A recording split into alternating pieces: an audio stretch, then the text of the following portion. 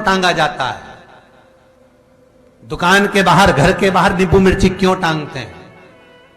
क्योंकि लक्ष्मी और दरिद्रता, इन दोनों देवियों को भगवान विष्णु का वर है कि ये प्रतिदिन भूमंडल पर विचरण करने के लिए जाएंगी। प्रतिदिन,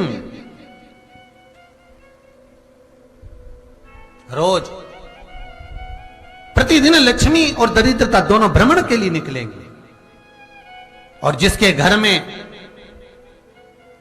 मिष्ठान रखा होगा, उसके घर में लक्ष्मी मीठा खाने के लिए अंदर प्रवेश कर जाती है। और नींबू और मिर्ची दरवाजे पर इसलिए बांधते हैं कि दरिद्रता हमारे घर में प्रवेश ना करे, वो दरवाजे से खाकर ही चली जाए। दरवाजे से। एक बात बहुत ध्यान रखना, जिसके घर में फ्रिज में, डलिया में या रसोई घर में नींबू और मिर्ची ये दोनों एक ही जगह रखे रहते हैं, उसके घर में कभी शांति नहीं रहती है। सास बहू का, ननंद भाभी का, भाई भाई का, परिवार में कुछ ना कुछ क्लेश जरूर ही होगा। 4 दिन अगर अच्छे निकल गए तो 5वें दिन क्लेश का जाएगा। 5 दिन अच्छे निकल गए, 6ठा दिन क्लेश का जाएगा। कुछ ना कुछ, एक जरा सी कटोरी पड़ी है उसके पीछे विवाद चालू हो जाएगा, जरा सा पानी ढुल गया उसके पीछे विवाद चालू हो जाएगा, बेडशीट बदल रहे थे उसके पीछे विवाद चालू हो जाएगा, पति कक्ष में आया विवाद चालू हो जाएगा, तुमने एक शब्द कहा, कोई लड़ाई की बात नहीं करी, फिर भी विवाद चालू हो जाएगा। समझ लेना कि घर के रसोई घर में या फ्रिज में नींबू और मिर्ची साथ रखा हुआ है तो वो क्लेश तो देगा ही। पंडितों से पूछोगे, ज्योतिषाचार्यों से पूछोगे, वो कहेंगे मोती पिना दो, कोई कहेगा पितृदोष हो गया, कोई कहेगा कालसर्प दोष हो गया, कोई कहेगा वास्तु दोष हो गया, पर वो आपको ये नहीं बताएंगे कि नींबू और मिर्ची एक डलिया में रखा हुआ है। ये हमारा वेद, हमारा शास्त्र बताएगा कि नींबू और मिर्ची ये दरिद्रता देवी को प्रिय है, और जहां नींबू और मिर्ची साथ रखा वहां दरिद्रता प्रवेश कर जाती है, और दरिद्रता गई तो वो क्लेश उत्पन्न करती है, जिससे इसके घर में सुख ना रहे। सुख नहीं रहेगा तो लक्ष्मी नहीं रहेगी, दरिद्रता उसके घर में आराम से रह सकती है।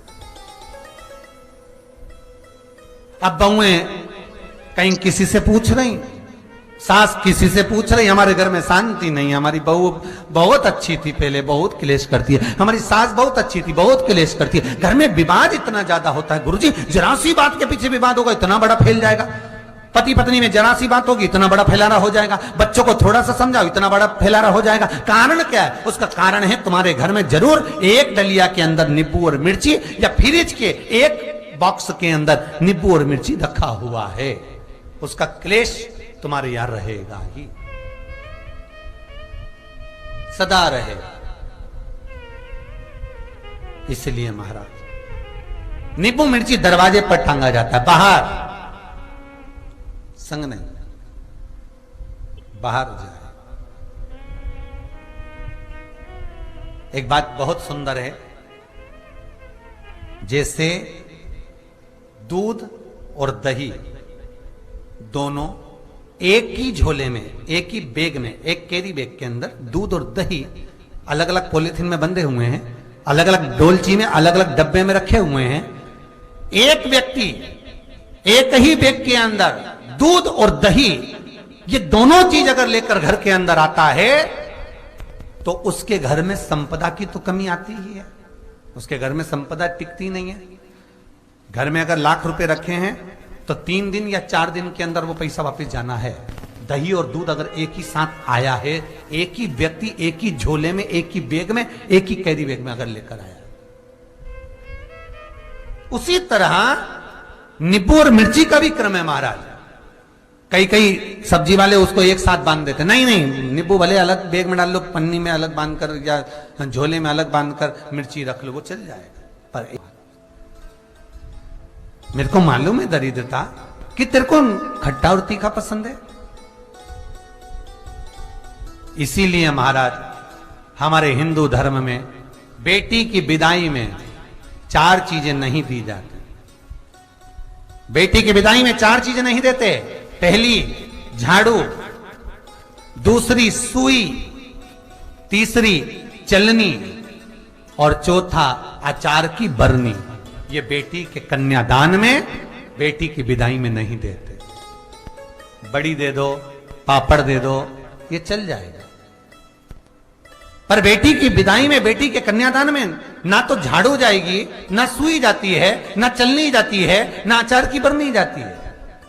और मेरा निवेदन है, अगर बेटी को तुम्हारे घर का, तुम्हारे हाथ का अचार कितना भी पसंद हो और बेटी के मम्मी बना के दे रहे, नहीं, मत देना, क्योंकि बेटी तन, मन और धन, ये 3 चीजों से दुखी रहेगी। अगर माँ ने अचार दे दिया तो बेटी के घर में या तो तन से दुखी रहेगी, या मन से दुखी रहेगी, या धन से दुखी रहेगी। बेटी को ये 3 दुख तो रहेंगे ही। कई लोग तो अपनी बहू से कहते हैं, बेटा तू मायके जा रही, तेरी मम्मी के हाथ का अचार अच्छा लगता है, लिया ना बांध के। अब उनको कौन समझाए? तुमने तो कह दिया बांध के लिया ना, पर उसको समझो तो सही, क्यों नहीं लाना है?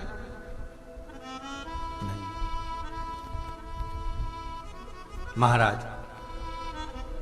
दरिद्रता देवी को क्रोध आ गया।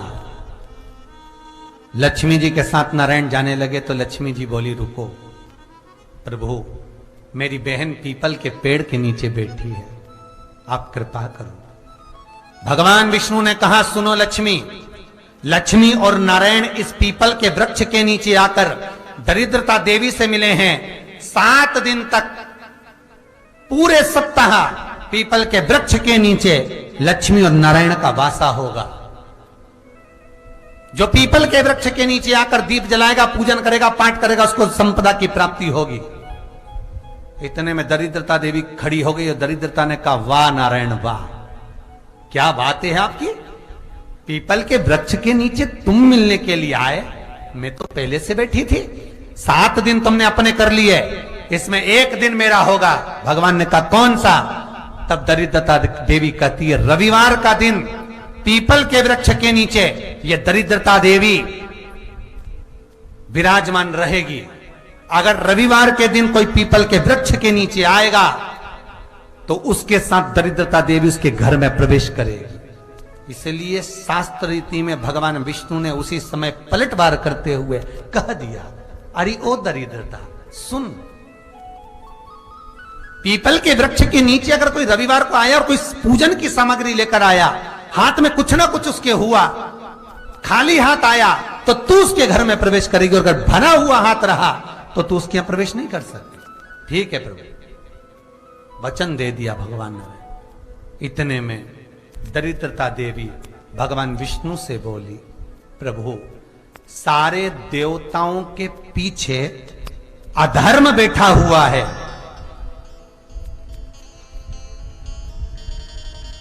सारे देवताओं के पीछे अधर्म बैठा हुआ है। दुख और दरिद्रता कहां जाकर बैठे, आप स्थान बता दीजिए। आपको अब भी कहा कथा में कि देवताओं के पीछे, देवियों के पीछे, पीठ के भाग में अधर्म का निवास है, आगे धर्म का निवास है। इसलिए मंदिर में अग्रण्य प्रणाम करना चाहिए, आगे क्यों, पीछे नहीं। दरिद्रता देवी कहती है, ये दरिद्रता और दुख कहां जाकर बैठेंगे, आप वर दीजिए। भगवान विष्णु ने कहा, ये भी तेरे लिए है, तू लक्ष्मी की बहन है, मांग ले, तुझे कहां बैठना है, कहां रहना है। दरिद्रता देवी कहती है, जिस घर में स्त्री दोपहर में सोती होगी, उसके घर में दुख और दरिद्रता दोनों जाएंगे। जिनके घर में कांटेदार पेड़े लगे होंगे, पौधे लगे होंगे, उनके घर में दुख और दरिद्रता दोनों जाएंगे। जिनके घर में रात्रि में बासी बर्तन पड़े रहेंगे, उनके घर में दुख और दरिद्रता दोनों जाएंगे।